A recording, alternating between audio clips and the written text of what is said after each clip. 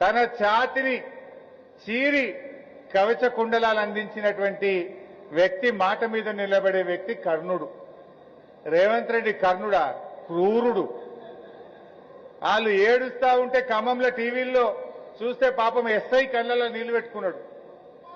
అక్కడ పోయి నిలబడ్డ ఎస్ఐ ఆ ఇండ్లు కూలగొడుతా ఉంటే గుండెలవిసిపోయే విధంగా అక్కడ అక్క చెల్లెలు ఏడుస్తుంటే పాపం ఆ బందోబస్తుకు పోయిన ఎస్ఐ కళ్ళల్లో కూడా నీళ్లు ఆగలేదు.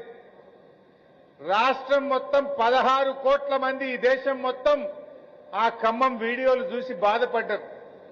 అంటే ఆ ఎస్ఐకి కళ్ళలో నీళ్లు వచ్చినాయి, ఆ వీడియోలు చూసిన మనందరం కూడా బాధపడ్డాం. కానీ వీసమెత్తు బాధపడని క్రూరుడు ఈ రేవంత్ రెడ్డి. నువ్వు కర్ణుడివి కాదు, నువ్వు క్రూరుడివి. కర్ణుడికి నీకు కంపారిజనే లేదు. కర్ణుడు మాట మీద నిలబడతాడు. గుండెలు చీల్చి కవచ కుండలాలు ఇచ్చిన వ్యక్తి కర్ణుడైతే గుండెల మీద తన్నినవుడివి రేవంత్ రెడ్డివి.